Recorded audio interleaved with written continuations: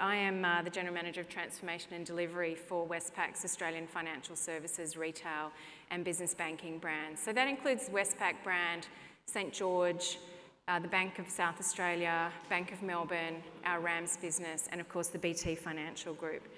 And my team supports all of our domestic brands by identifying opportunities to radically simplify the customer experience and the experience of our people. And my team of 700 really have the hearts and minds of our customers at the heart of everything they do. But that hasn't happened overnight. We've had to really nurture a culture around understanding and designing for the customer. And that can be quite challenging when people just want to get things done. We've also invested in some critical capabilities. So I lead a team of designers, and they're experienced and practiced in customer experience, in human-centred design. And in my experience, that thoughtful planning, that extra time up front, actually leads to much faster delivery and ultimately better outcomes. At Westpac Group, we've got a really strong advantage in our starting point, and that is that the organisation lives by a vision that has helping as core to its purpose. So helping our customers, helping our people, and helping our communities to prosper and grow. And 97% of our people say that they understand how the work that they do every day contributes to us achieving this vision and purpose. So today I'm going to talk to you about how we're delivering results in a customer-centred business by asking 3 simple questions. But before I do that, I want to just take a little step back and look at where banks have come from, what they've evolved from, and what banking used to be like. Banks used to be highly transactional, with people coming in, putting money in, taking money out. We'd stamp their passbooks and then we'd see them again in a week's time. And if you had something more important to do, you'd make an appointment to see the bank manager. And you knew that that appointment with the bank manager was a really big deal. There he is there in the bad fawn suit with the calculator, with the big red buttons. But aside from the calculator, he could make a decision. So, you know, in this scenario, he's just given, we're in the 80s, he's just given this guy an $80,000 mortgage at 18%. Fast forward from that though, and we've really entered a new phase in the evolution of banking around the world. And this phase is as significant as deregulation in the 80s or the recovery from recession in the 90s.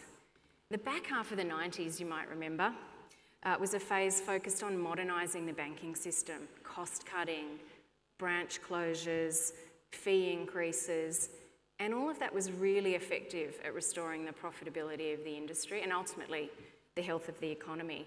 But it came at the expense of customer sentiment and advocacy, and banks' reputations were really at an all-time low.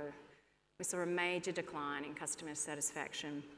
And the bank started responding to this in the 2000s through a refocus on service and experience. And then, just as things were swimming along nicely, we hit the global financial crisis. And that's had extreme impacts on world banking, and banks all around the world, including here in Australia, although we've come through it a little more strongly than some of our global competitors, have spent the last 5 years rebuilding capital and funding, dealing with new regulation and really being part of a debate about the role of banks in the economy. While that was going on, the baby boomers were ageing, starting to retire, and technology's been advancing and maturing. So today, that combination of high-speed processing, cheap storage, wireless internet, mobile apps with sensors, and social media have combined to create a tipping point where really anything you can imagine is possible, you can do. And consumers and businesses aren't just embracing this technology, they're demanding it. So this, of course, is creating opportunities for disruptive players to attack our business and your businesses. We've seen it in other industries, media, retail, video stores, book retailers, and largely a result of an attitude of, oh, it just won't happen to us. But now we're starting to see it in financial services. And it's happening fast. What we need to figure out is how we can benefit from this in being there from our customers rather than be damaged by it. But having said all that, I'm not going to tell you a technology story today, but I'd describe it more as a digital story. So how we're transforming our physical network, our branches, to respond to customer demands in this digital age. how we're going to deliver what our customers are asking for, and it's not that unreasonable. Banking at the speed of life. So to do that successfully in a customer-centred way, we need to think about how we find the sweet spot between what's desirable for the customer, what's feasible for our people, and what's viable for our business. In other words, figuring out ways that we can deliver what our customers want through our business model and keep our shareholders happy. Sounds simple? This journey of adapting to respond to what our customers want is not a new one for us, and many of you have probably heard the story of Westpac Local. In 2009, we embarked on Westpac Local, which was really about bringing back the bank manager, empowered to make decisions, running their branch like their own business, hopefully with a better sense of fashion than the guy we met earlier. And this has been an incredibly successful strategy for us, and it still is. But what's become clear is that customer expectations around their banking experience are changing as the retail environment in other industries has evolved. So customers today can increasingly self-serve at times and locations that are convenient to them, whether that's checking in for flights, at the supermarket, movie tickets, music, all kinds of entertainment. And as this technology and customer confidence improves across online and mobile for day-to-day banking, when our customers do come and see us face-to-face, they expect us to be faster, more capable, more informed. What they really want is real advice and a more holistic view of their banking and financial needs. On top of that, the revolution in mobility and social networks has seen amazing growth in adoption. You might remember this photo, I'm sure many of you have seen it, comparing the announcement of two popes 8 years apart. And it's hard to remember sometimes what life was like before smartphones and let alone iPads. And speaking of iPads, yesterday I was looking for this photo again, and I discovered a whole lot of selfies of Pope Francis that have gone viral. And I don't know about you, but Pope and selfie is not something I would have imagined in a sentence together. So as this technology that our customers and our people use in their everyday activities advances, that presents challenges to us, but also opportunities in the way we engage across all of our channels. So, I mean, remember the days when the technology you had at work was way better than the technology you had at home? I mean, that's not the case for many of us today. We're seeing digital banking become the norm for lots of everyday banking. Mobile's now growing much faster than online. In fact, earlier this year, we hit that tipping point where we have more mobile logins than online. And in 3 years, we've seen the number of digital transactions grow by 40%, while the number of transactions in our branches are down by 13%, and telephone transactions are down 27%. And we expect to see that continue. The picture behind me now gives an idea as to where those everyday transactions take place today, and also where they might be by 2017. This is mainly due to accessibility. Today you check your bank balance online 5 times during the day to see if a payment's hit, or you might pay a bill on your phone while you're sitting on the bus. So what we're seeing is a massive growth in the volume of transactions and interactions, as well as where they're happening. We're even seeing consumers migrating away from cash. Contactless payment growth is exponential. In fact, here in Australia, it's higher than anywhere else in the world. And we've seen that go from 0% of all card transactions in 2010 to over 50% by the end of 2013. So it's a massive, massive shift. The challenge this gave us is how do we evolve our physical network to respond to the way that customers are changing and what they really do want to do when they come to see us face to face. So their behaviours are changing and their expectations are changing. So we stepped back and asked ourselves, how do we deliver a customer-centred business? And we've come up with a framework where we do this by answering 3 simple questions. The first one is, what customer problem are you trying to solve? The second one is, what's the root cause of that problem and the real root cause? And lastly, what are the simplest things that you can test and learn? I'll give you some examples. On the customer problem, when you go into a bank to apply for a mortgage, you don't really want a mortgage. You need a mortgage because what you want to do is you want to buy a house or you want to own a home. And when you call one of our business banking centres for a merchant terminal, you don't really want a merchant terminal, but you do want to be able to receive payments from your customers.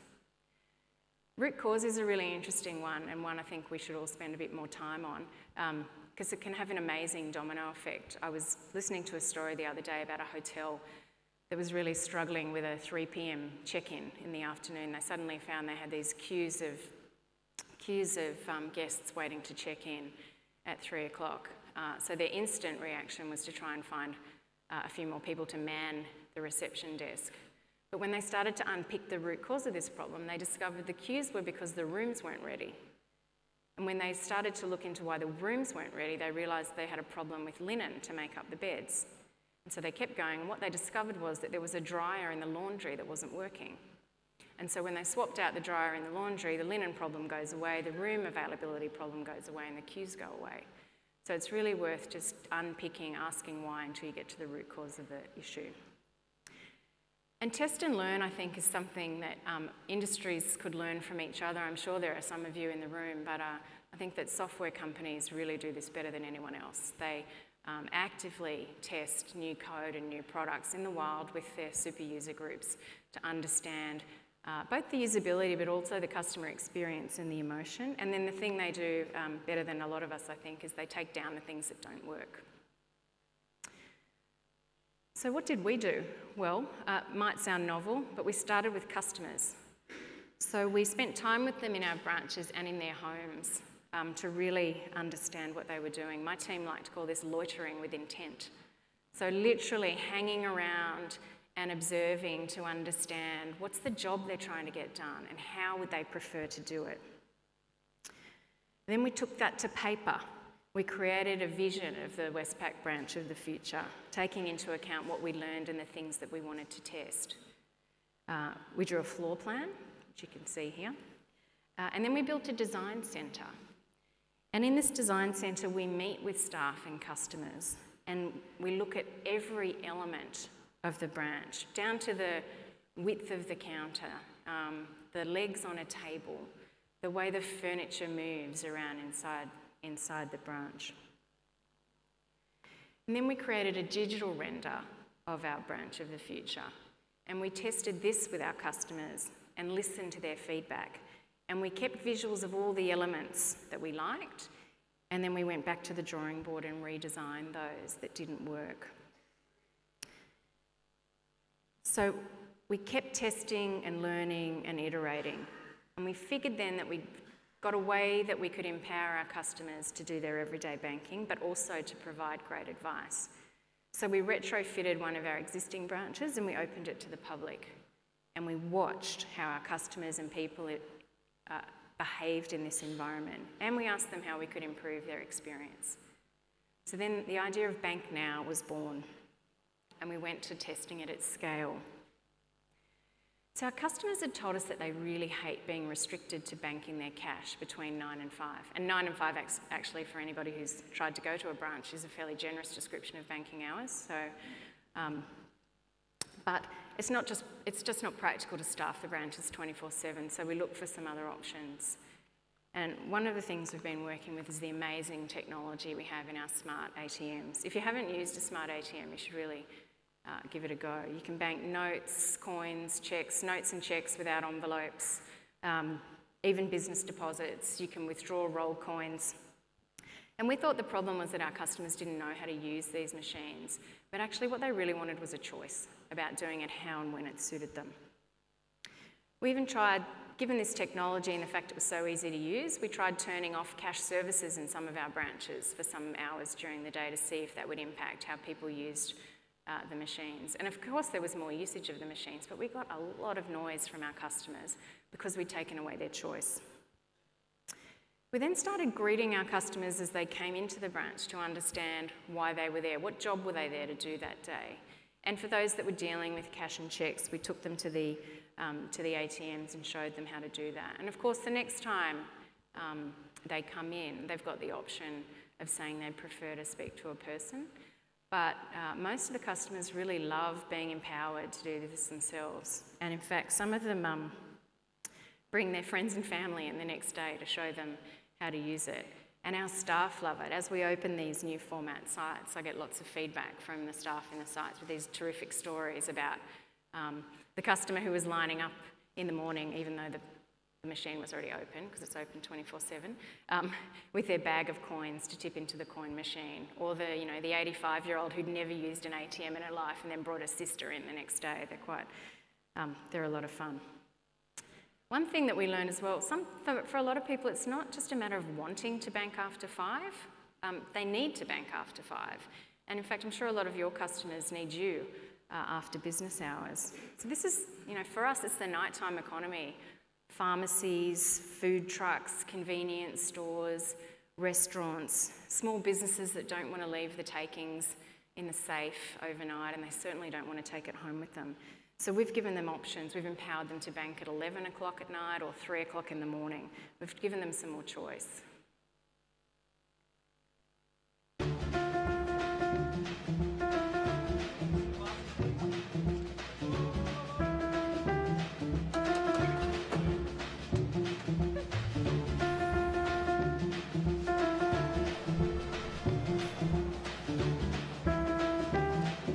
Australia doesn't close at 5 anymore.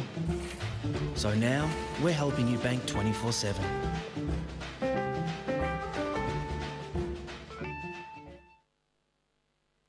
So if we look beyond the Westpac brand, running a multi-branded model gives us some real advantages in testing things in the wild. Back in 2011, when we launched Bank of Melbourne, we took over our existing St George presence in Victoria, and we refurbished a lot of our branches. We tried some different layouts to learn what direction of customer flow works within the branch. And we also really learned the importance of intuitive signage, so that's just using English to tell people where to move around inside the branch instead of bank speak. And then we take those lessons through to the other brands, and it really just becomes part of the way that we work. But it wasn't just the physical design that needed to change, it was our operating model as well, and that choreography in the branch. So we started staffing more of our branches from front to back. But to make that work, we had to redesign some of our roles. So this led to us redesigning all the elements of the business model across the board. So we offered choices to suit various situations and customer preferences. So you can deal with us in a branch, in a contact centre, mobile and internet banking, click to chat, there's proximity payments, there's now we're rolling out emergency cash. So why is all this choice important? Well, as many of you would know, the customers who use more of our channels are the ones who are more likely to say, Westpac is my bank, or St George is my bank. They're our most important customers. So we're continuing to integrate digital and physical through a network of what we call digital ambassadors. So these are people who are out in our branches, armed with technology and a bit of a passion to help their colleagues and customers understand all the choices that are available to them. This digital activity is really astounding though. Let me put it into context for you. By our calculations, in the first quarter of this year, across our brands, our customers opened the same number of products as 143 of our branches. So that's 42,000 deposit accounts, including things like term deposits, which historically customers haven't been very keen to do digitally. So that's about 10% of deposit sales in that first quarter, and 35% of that's done by mobile. And we're seeing that mobile grow. It grew over 150% in the last year. In that same period, we also saw for the first time, we sold more credit cards digitally in the St George brand than we did in the branch. So we've tipped over that corner then. And we've also continued to enable our customers to perform a lot of their service and maintenance transactions self-serve. So things like changing your name and address, activating a credit card, letting us know that you're travelling overseas so we don't cancel your card because we didn't know you'd gone to Italy and bought something really expensive. I might be speaking from personal experience there. So in that one quarter, we had 178,000 cards activated online. 22,000 people let us know that they were travelling overseas. And these are activities that previously would have been done in a branch or a contact centre. So standing in a queue, or waiting on the phone. So not on the bus or the train or in front of the TV or while you're eating your breakfast. The other thing we've introduced, because we're constantly trying to keep up with the demands of customers, is live chat. And we launched that in August last year, and we're averaging over 3,500 conversations a month.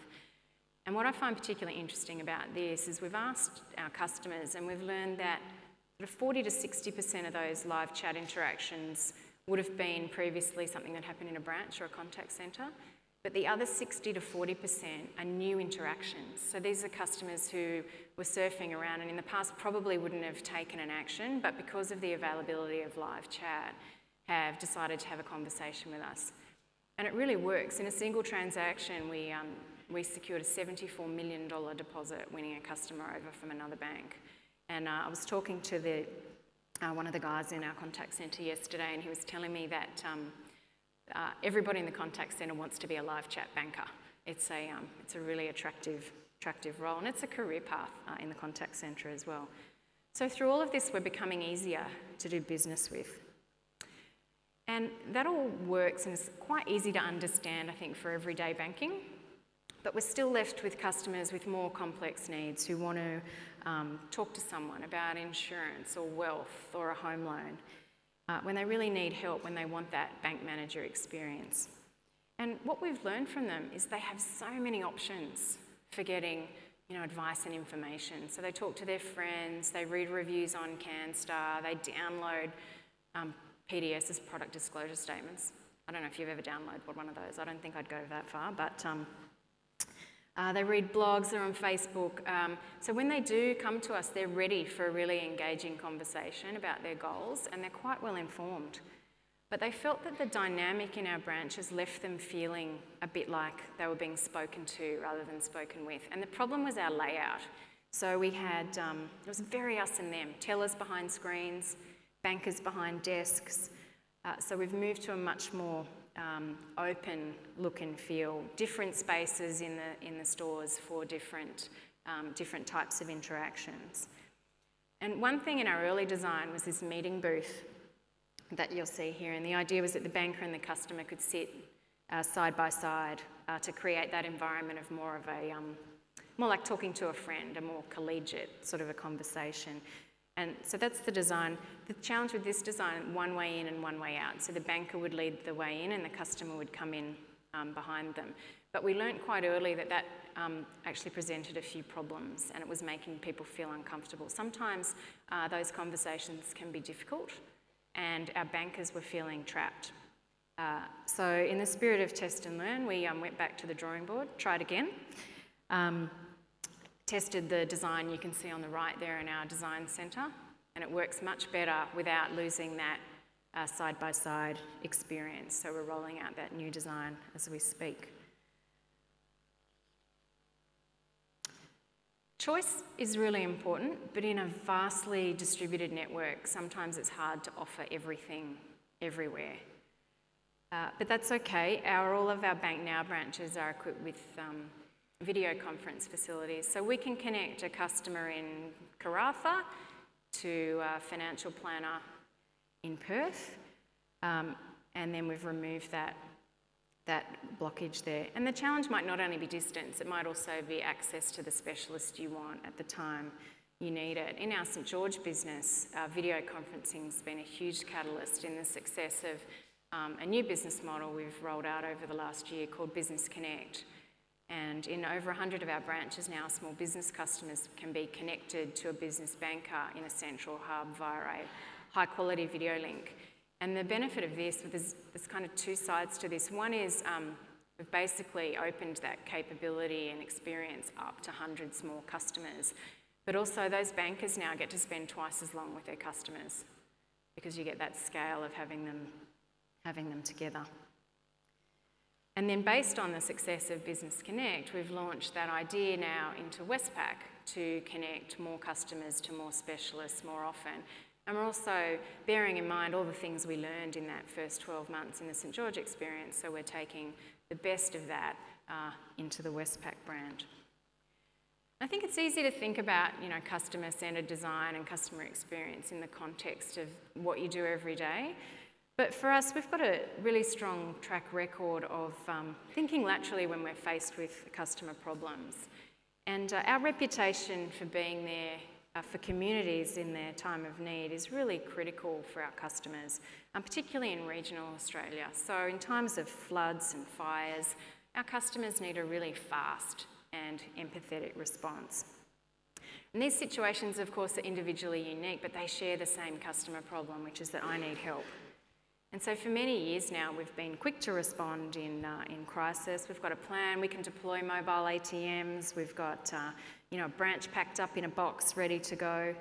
But each time we mobilise, it's different, and we learn, and it takes that concept of test and learn to the next level. So every year we prepare and we deliver, but then we review what worked and we renew and we come up with a different and better plan for next time.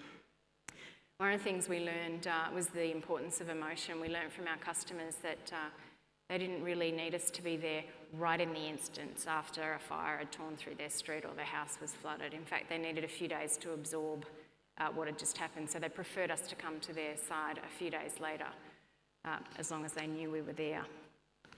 So whether it's technology or a new experience, we're always testing things with our customers because we feel like it's the only way you can really figure out if it's working, if it's really solving that customer problem.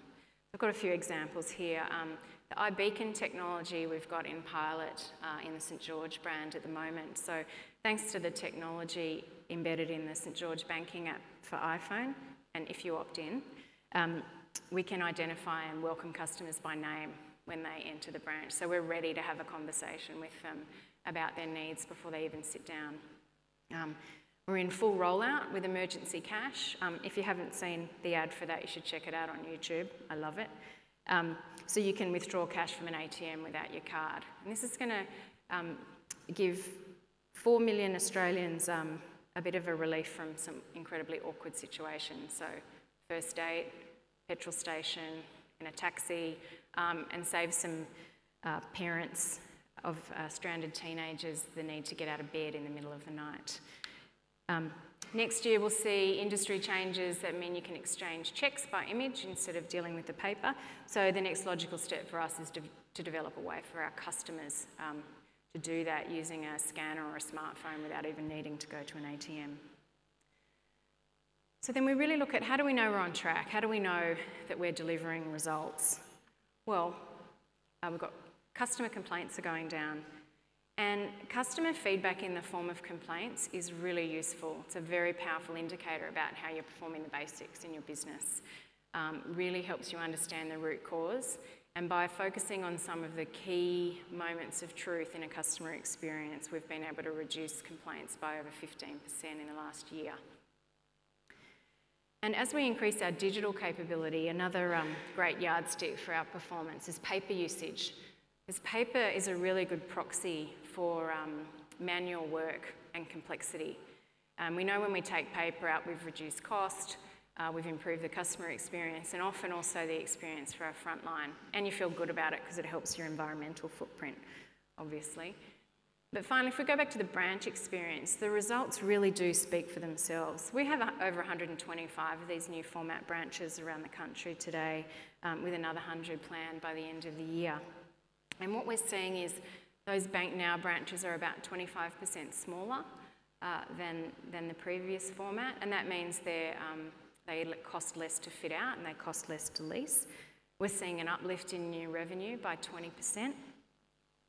And thanks to those ATM deposits, because our service staff in our branches spend over 70% of their time dealing with over-the-counter deposits, that means we can actually shift the ratio of staffing in those branches to more sales, and so that means more conversations with our customers.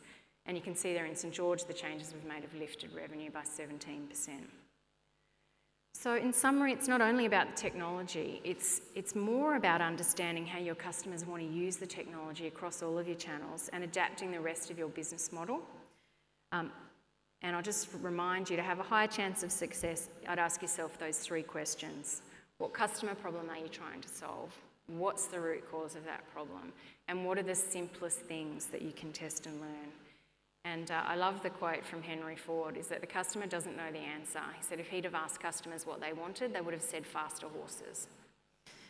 We do have time for some questions. I might posit one if I may. You showed some excellent financial results and engagement results towards the end there. What did you do to make the case for change in the first place? How hard was that to get the organisation to realise that investing in a better customer experience overall will yield these great results? I think that just becomes easier and easier every day as the demand for technology takes off. And in fact,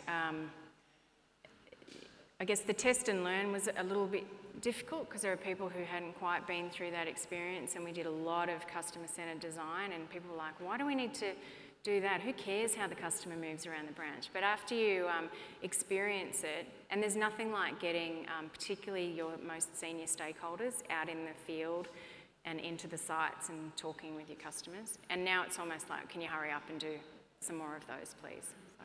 Excellent. Do we have any questions from the floor? Yes, sir, in the middle.